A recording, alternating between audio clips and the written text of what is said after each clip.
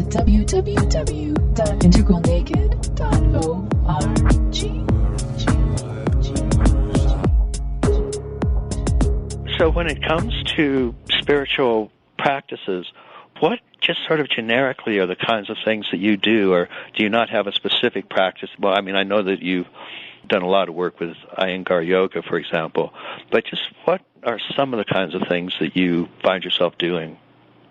I'm a dabbler. Yeah, that's fine. You're a professional dabbler? I'm an unpaid dabbler. Exactly. I'm an apprentice dabbler. So I, much like my exercise regimen, changes all the time because right. I get really, anytime I get too locked into something, it really touches on my work that I've done to move away from perfectionism and beating myself up. So I believe there's a version of discipline that can be gentle. Yeah. So basically I do everything from being, I don't even use the word meditation because it freaks me out. So I use the term being still. That's good. Or watching my thoughts. That's nice. Watching my thoughts, being in nature, praying, singing. Certainly music is such a form of meditative practice for me and soulful connection. Certainly when I'm on stage, there's an exaltative experience for me that I feel lost in a way where my feet are still miraculously both on the ground. Dancing, Sweat Your Prayers. I do a lot of 5 rhythms dancing. Very cool. Which I do. All of those sound very genuine. Yeah, they're great, and nature's probably my favorite. Standing anywhere near an ocean or on a hike, and I have 2 dogs, so spending time with my dogs, huge spiritual practice for me. Yeah.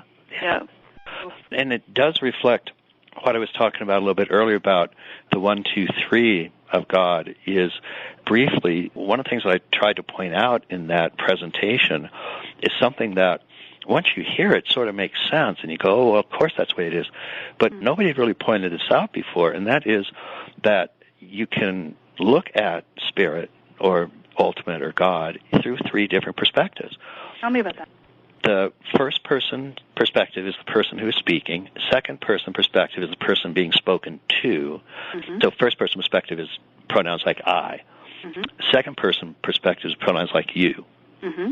And then there's a third person, and the pronouns for that, the definition of third person is the person or thing being spoken about. Mm. So it's him or her or them or they or it.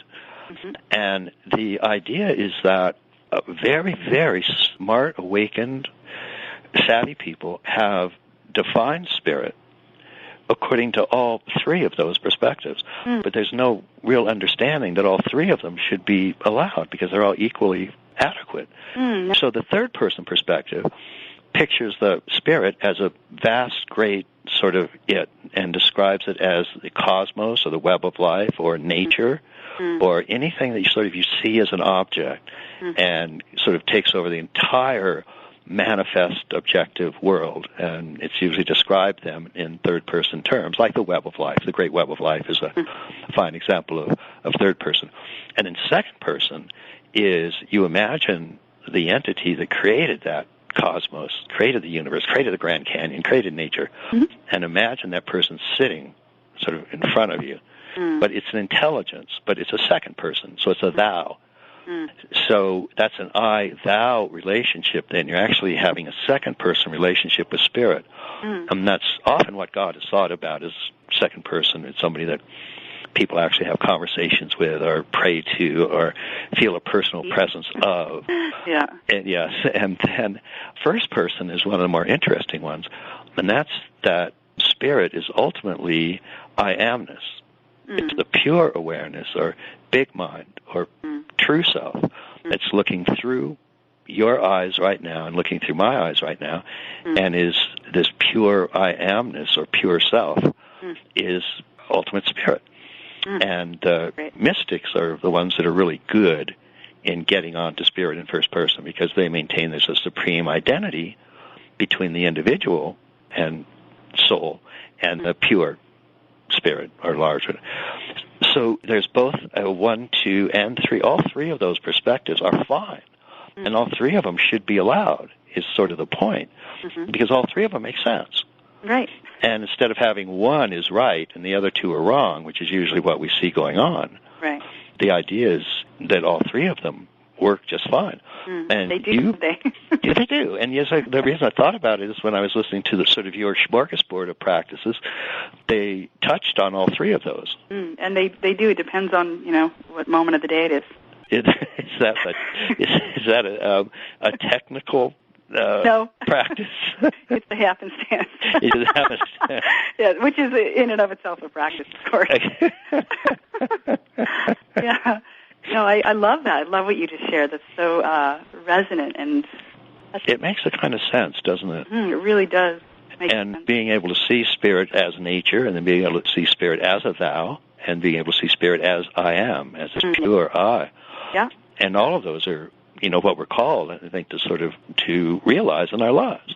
And as you say, to connect the human and the divine is ways to connect our small self with all three of those bigger things. Connect our small self with nature, or connect our small self with thou, a great thou, or connect our small self with our higher self. I am. Yeah, small self to you, small self means what? The wounded aspects of self, or what? What does small self mean to you? Small self is the self-contraction or the separate self sense, or the self that feels that it's, Alan Watts called the skin-encapsulated ego. That's basically, which is sort of self-explanatory. But it's just that. It's that we have, most of the great mystical traditions are founded on really just a handful of similar ideas, even though they're expressed very different words. Yeah, I love that, though. I can't get enough of different versions of similar energy. Yeah, exactly. And the general idea is that there's an absolute or ultimate spirit, but there is an ultimate, but the question then comes up, why doesn't everybody know there's an ultimate? And therefore all the traditions have some version of Maya, which means illusion or separation between the individual self and God bless the duality. The duality. And it's a fallenness or a duality or separation, sin, contraction. And that kind of duality, that kind of illusory separation creates a separate self that feels set apart from both its higher self and set apart from God and set apart from the world out there. That's hell and damnation on earth. That's exactly right. Lord knows I've experienced it in many moments. I can laugh about it now. Yeah, I know. There have been moments where I really did believe in the illusion of that. And I think ultimately, when we were talking earlier about, life purpose, and in this case, my life purpose, just talking about the whole concept of connection. And I can distill it into 3 parts, really. It's my life is here. I was born to take part in the healing of rupture between self and self, self and other, and self and spirit or God. And there you go. And really, having distilled it in that way has worked for me, because literally when it comes down to the practical matter of, a request coming in for a show to do or somewhere to show up or a charity to take part in, I literally just go back to that as my template. Is this speaking to what my life purpose is? Is there some, love being applied to some rupture here? Right. And the answer can come really quickly when I have that to reference in making decisions. Reference means that, meaning self and self, self and God, self and other? Yeah. Yeah. Did I get that right? Yes. Yeah. Because that's first, second, third person. There you go. Yeah. Yeah. I have it on my little board I have 2 offices. I have an inner work office at my house, and then I have a sort of career office, for lack of a better term. And I found keeping them separate has actually really helped me. I thought, Mrs. Integration, but I like the thought of keeping them separate. It makes it really clear. So it's sort of part of your own self-developed practice is a kind of inquiry into whether your actions help to overcome these disconnects. Yes, I've always been connection, to the point where I spent a lot of work doing shadow work, and this was one of the hugest turning points for me, and I created some jewelry with some poetry based on this revelatory moment for me. Yeah. Don't lose it. My brain loses things when I'm about to say something. It happens all the time. Okay, so I was spending all this time integrating all the shadow work, and shadow work, I think, is inherently based on the realm of duality. Yeah. So I can claim that I'm a murderer and that I am a messiah. I am here to save the planet. I'm here to rape the planet. All of these shadows that I can claim. Right. And the one I was having trouble with the most was I had a hard time embracing the shadow that I thought existed, which was that I was innately bad. Oh, wow. And so I spent a lot of time trying to claim that one, and much to the chagrin of people around me. I just feel like, I need to integrate this one. They're like, stop it already. We love you. Jesus, get out of our faces. So I did a lot of work around it. And then one day, this teacher that I was speaking with, she said to me, well, that's the only one that is actually false. It's the only one you'll never be able to integrate. You'll never be able to claim that one, which really spoke to what came into my awareness of the greater truth, which is that underneath all of this dance, that there is a fundamental goodness that is the life stream, is the source, all the beautiful words that you use and that people have come up with over the years. Right. So I wrote a poem, a little couple lines that says, beneath the storms and suns of mind lies a good that knows no opposite. And I put that on some jewelry that I wear. And it was great because I finally found, I cracked the code, the one shadow that can't be claimed. Yeah, I think that's right on the money, absolutely right on the money. And the without an opposite is the perfect way to describe it. And it's the Upanishads describe Brahman, the ultimate reality, as one without a second. Yay! Yeah. And then and it also says, interestingly, then where there is other, there is fear. And but all they mean is not intrinsically, because there can be other without fear, but whenever there's other that's disconnected from this ultimate reality, then that creates fear. So you get basically this pure connectedness, this basic goodness, and then it falls, if you will, illusorily falls into the small separate self and others. And so reconnecting is something that gives you back a recognition of that basic goodness that was actually ever present, but got obscured in all of the dramas that we can create to do. Slammed into this realm. Yeah, exactly. Or flew into it, depending upon. Exactly. Yeah. But yeah, it's a, I know I am not alone in my, undying desire to just reconnect. And for a long time, as a younger person, the question that was begged was, reconnect with what? Yeah. I just want to go back into my mom's womb. Can I crawl back in? But also just seeing that the awareness of that underlying goodness that actually has no opposite has just helped the whole dance of this.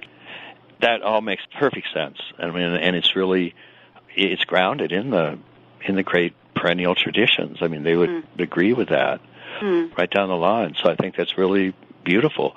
And it works because when you connect like that, there's a sort of a deep uncoiling of the self-contraction and the whole mechanism of creating disconnection and fear and anxiety of that fundamental nature. And this empathy springs forth from me toward anyone who is, I understand addictions even more now. I just think, of course, everyone, all of us on some level is yearning for that, the true nature of self, that blissful yesness, So I understand. I mean, we'll search for it however we can get it. For a long time, I was searching for it through other. I spent many years thinking I would find it through other. Yeah. In my case, personally, through romantic relationships. And it was only over the last couple of years that I realized that was a dead end. Not going to find it there. Although I can express it and share it there, it's not going to actually be found there, so. Yeah, that is sort of an occupational hazard of women. Tend to be relational, but then if there's dysfunction, they get lost in relationship. They depend too much on it. They look to relationship for salvation. And that desire to heal the rupture is when it's brought into the practical kind of illusory duality, romantic relationship aspects. It's like, don't take it into you have to heal the rupture in this particular relationship, in this particular form. Yeah. Because you don't have to, actually. Yeah. And that was really liberating. It's like, shit, I don't have to? Yeah. If I can still love this person and I don't have to hang out with them. It's fantastic. So, without tipping the cards too far, how is your relational life. And what was just generically the shift that sort of allowed you to see that your salvation wasn't going to be in another? I think hitting my head up against the wall one too many times to the point where I started thinking it was pathetic. Yeah. Like I didn't want to hear another Alanis Morissette breakup song. I was like, we got it. We got it. You're either going to be cut off and you have to have a very long-term moratorium on any kind of romantic interaction, or there's going to have to be a different song that comes next. Yeah. So really it just came from me getting sick of my own self in a albeit somewhat gentle way. Yeah. Yeah. So have you tested the waters with that new approach now? It's great. Yeah. Yeah, I have been. It's what can I say about it at this point? You know, of the qualities that really speak to me most during this chapter anyway right now, it's always been love, but love more as a verb.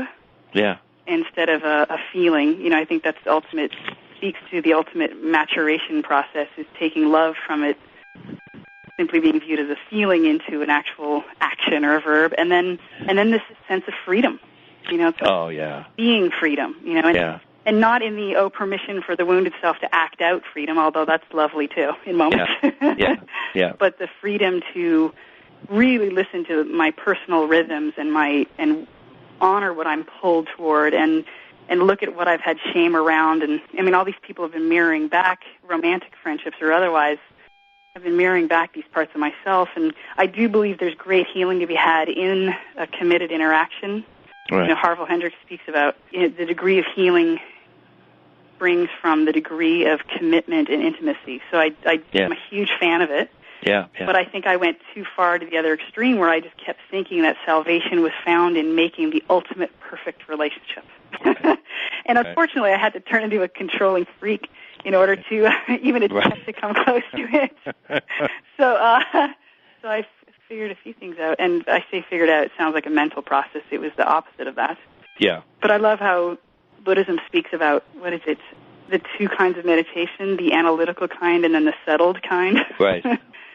So I think using my brain and my surrendered self in combination has been really helpful in this. So it's a common thing. I mean, even Carol Gilligan's recent writings have focused on this, that in women in particular, because there is an orientation towards relationship and care and connection, whereas men tend to be agency and rights and justice tend to be separate. And when men get in trouble, they become hyper-autonomous dickheads, whereas women become sort of herd mentality, sort of trying to save the relationship at all costs. Yes. And men... Two different orientations, one toward and the other away from. Basically, it is. Men protect themselves at the expense of relationship, and women protect relationships at the expense of themselves. God bless you. Yeah. Bless you for distilling. But part of the real difficulty for women, according to Gilligan, is just that women want to keep the relationship going, and so they choose to submerge the voice of their own deeper selves or not listen to it. And so they get caught in a very, very difficult round of, I want the relationship to work, and basically surrendering themselves, and not in a good sense of surrender, but in a sense more of just like horrible sacrificing and just completely sort of mushing down their authentic voice of their self. So I don't know what you're talking about, although I have read about it. This is completely alien. I've heard some women struggle with that, but not me. Yeah. And men, of course, get to face the polar opposite of that, the photographic negative, and they have to learn to, in order to save relationships, to listen to relationship and not always listen just to themselves. And so it's equally kind of difficult in an opposite way. But for men to get into relationship and trust the relationship that they're in, and trust that is going to give them important dimensions and aspects of their lives that just their self is not going to give them. Their agentic, autonomous, hyper-autonomous self is not going to give them. And so it's a dual dance, this boy-girl thing. It's really... Good idea. Yes, right. And then we have to have our integrated aspects of it into the homosexual community too, because constantly I'm talking about, not what we're talking about right now, but versions of, the dance of romance. And, then there's a whole other qualities that come into play in homosexual relationships too. And I keep wanting all these amazing books that I've read to be translated for the homosexual community as well. I can't do it myself. Yeah. But maybe someone can. Yeah, because it is with some obvious differences and some relocations, a large part of the essential core carries over. Yeah, the contrasexual self. Yeah, exactly. Yeah. And these sort of fundamental yin-yang patterns show up, whether the body is male or female, homosexual, heterosexual. Yep, and the tendency toward, the orientation toward running toward or running away from is, a lot of times, if not always, they will be linked up. You will find your perfect complementary, match at some point. So. Yeah. So relationship has sort of fundamentally shifted then for you. Mm-hmm. Yeah, there's much more freedom and, the irony of my having read the Cinderella Complex when I was 11 and really getting it, sort of getting it now. But, just knowing that, God, it's a hard one to drop, that whole thought that some knight in shining armor is going to come and rescue me from it. And in my personal case, having a super masculine life, like really actively being out there. Right. My knight in shining armor fantasy was triple-fold because there wasn't just, a damsel in distress rescue required. In this case, it was, you're going to have to rescue me from my damsel stuff and from all this, adrenaline-using, active, masculine, being out there in the world aspects of my life, too. So it took a while to just create that inner parent in my own self enough to go, okay, they're not going to do it. No one's going to do it. Right. And not in a, not in a fatalistic way, but in a great way. Like, no one is coming to do this. Right. So what do we do now? Right.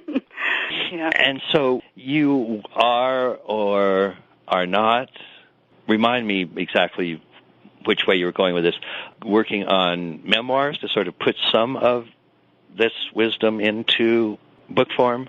The word memoir makes me cringe. Yeah, I know. It's so egoic, and I know. I have to embrace it, but I'm not yet. Someone can write a memoir, some version of a memoir about me when I'm gone, but or not. But I'd like to at least put something together, and it'll be in the form of a book, and I have this really excited about putting together more of a dialogical speaking tour, and I do believe that the book will be born of that. So, that's cool. Yeah. And say a little bit about the dialogical speaking tour. So my own version of that song, which is, basically being at the front of the room and opening up the floor to conversations pertaining to art, to relationship, to God, to, and there will be many, many questions posed that I don't have the experience to be able to comment on, and I will say as much, but really just getting the room moving.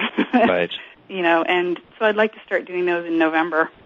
And participate in that as where the substance of the material for the book would come from. Yes. And I already I had a book deal put into place, and it was a lovely situation, but I was like, is it possible to have a book deal with no deadline? Yeah. They're like, no. Okay, I gotta go. Forget I asked. So I basically turned away some pretty juicy book deals because, in this case, I just really do believe in divine timing of it, and I have enough material for 3 books right now, but I don't know, a little bit of a blockage in it. I might be overly pathologizing it. It's maybe not a blockage; it's just not the right time yet. So yeah. Yeah. Does it feel like a blockage to you? It feels more like right timing, sort of. Right timing a little bit, and you, of all people, would be the greatest person to speak to about this because you are so prolific, and you, to me, don't seem blocked, although I'm assuming you may have had some moments of it, but... No. No? There you go. Wrong assumption. But I also have that Canadian egoic problem of how dare I write a book? Oh, yeah. But then there's an element of how dare I not write a book, too. Yeah. Well, that. Well, I think that's good, more sort of shadow stuff in terms of what's, holding you down. And, I mean, on the face of it, rationally, that, of course, you have a right to write a book. I mean, your accomplishments alone, they just sort of end that argument. So I pretty much don't think there's really any rational truth to the how dare you write a book. So that well, anytime there's a contraction in me, I can assume there's some false thing swimming around. I think that part is just a little Canadian shadow running around back. Yeah, I don't know if you know many Canadians, but we have our biggest shadow is arrogance. Yeah. So not all of us, of course, but yeah. So the material lying around, though, is stuff that you kind of written, sort of your notebooks kind of thing? It's sheer brilliance, Ken. No, it's everything from photographs, sort of travel log, poetry, lyrics, articles that I've written for magazines, essays, thoughts, Q&A, lots of Q&A throughout. I love that format. Yeah. Yeah. So, well, I don't know. I think it sounds interesting, and I think that we were talking about the specific one, sort of horribly labeled memoir, but just sort of a book that reflects on some of this. I think would be great, and I think it would be a sort of a terrific chance for you to go through it and frame it that you really are going to do it as a book, and you really do deserve to do it as a book, and then see how that comes out. Thanks. Yeah. I've had the luxury of having a collaborator, and in having had so many collaborators, there's been a built-in structure and discipline that just is born of our coming together in order to make a record. And frankly, there's so much money being put into making a record that it ups the ante in terms of really practicalizing the whole process. Right. And I don't know if you experience this, but I feel in writing a book, I feel like I'm floating. And maybe it would be great to have a deadline, actually. Let's get that deadline back. Oh. Let's get that money and a bunch of people breathing down the back of my neck. Yeah. I love it. But I think also I'm moving out of workaholism, so I think there's a lot more room now to actually think, okay, once this record cycle is over, it might be perfect timing to write a book. Yeah. Well, it sounds like it might be. And also kind of, it sounds like your life is coming together in a lot of really positive ways, both exteriorly and interiorly. And so that would give you a chance to reflect on it from a place where you're feeling good about it. Yeah, I was speaking yesterday with a friend about how dangerous and violent I feel it is when the assumption is that artists can only write when they're broken. And while I do know such beautiful art is spawned from it, I think it's dangerous to just send the message out to the planet that as an artist you can only create when you're in dire straits. Yeah, it's one of my pet peeves. I agree entirely. I think it's a horrible message to associate great art with. Dangerous for artists. Yeah. So, no, I don't think that's right. So I think that now sort of pausing at a good place in your life could be a cool way to do it. Yeah. Thanks for that. Yeah. Thanks. I'm going to go write. Yeah. So great. You've been incredibly generous with your time. And like last time, every time we talk, I just sort of want to keep going. Yeah, me too. So this has been wonderful, just really, really wonderful. Thank you so much. Let's stay in touch. Yeah, Yeah. Needless to say, if you're ever going coast to coast or want to drop by the Denver area, you're always welcome. Love to see you. And vice versa, too, if you're ever in Los Angeles. Yeah, got it. California, it would be great to break bread and continue this. It would. Yeah. It would. This is great. Well, you're wonderful. You're just wonderful. You are wonderful, too. So inspiring and lovely. All right. Thank you. Okay, thank you. Bye now. Bye. You are listening to www.integralnaked.com.